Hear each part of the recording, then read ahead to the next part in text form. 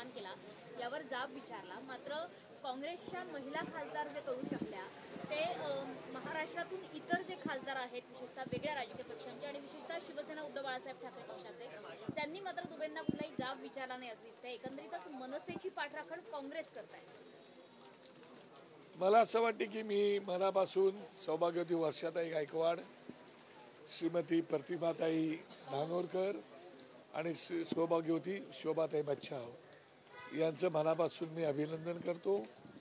कारण खऱ्या अर्थाने त्यांनी महिलांचा काय राग असू शकतो आणि महाराष्ट्राचा, मराठी मातेचा, मराठी भाषेचा तो त्यांनी त्यांच्या वक्तृत्वातून दाखवून दिला आणि म्हणून आम्ही त्यांचं मनापासून अभिनंदन करतो.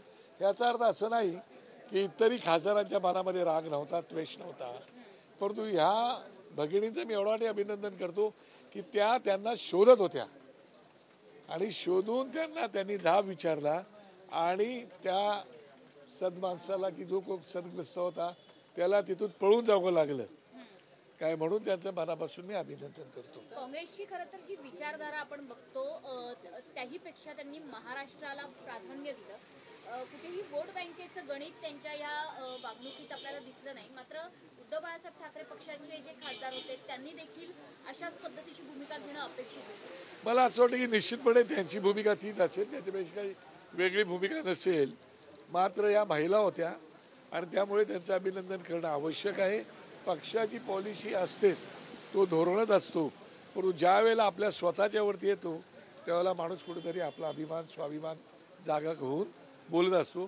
त्याप्रमाणे या महिला खासदारांनी आपला स्वाभिमान आणि आपल्या महाराष्ट्राविषयी असणारा अभिमान हा प्रत्यक्षात कृतीत उतरवून दाखवला, म्हणून त्यांचं मनापासून अभिनंदन. आणि मला वाटतं भविष्यामध्ये सगळे मिळून काहीतरी करतील.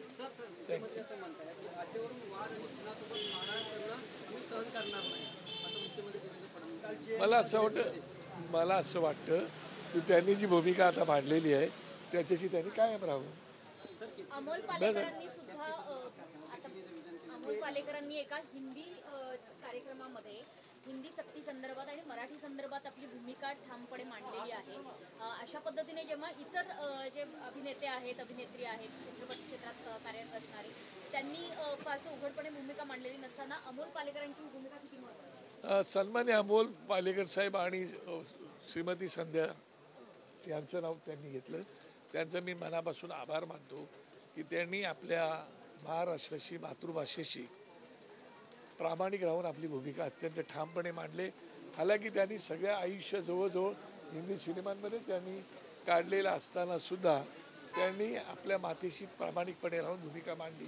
त्याबद्दल मी त्यांचं अभिनंदन करतो आणि मला वाटतं इतरांनी तशा प्रकारची भूमिका घेतली पाहिजे. भाजपमधनं एक महत्त्वाची बातमी आहे की मुंबई वगळता महापालिका महायुती एकत्रितपणे लढणार अशा पद्धतीची महायुतीमध्ये हालचाल सुरू आहे. महापालिकेची गणितं सगळेच पक्ष आता मांडतायत. तुमच्या पक्षाच्या देखील बैठकांमागून बैठका सुरू आहेत. एकंदरीत कसं चित्र वाटतं? आता त्या महायुतीने, महाआघाडीने काय करावं त्यांचा विषय. आमचा विषय जो तो मर्यादित विषय आम्ही आमचा घेऊन चाललेलो आहोत.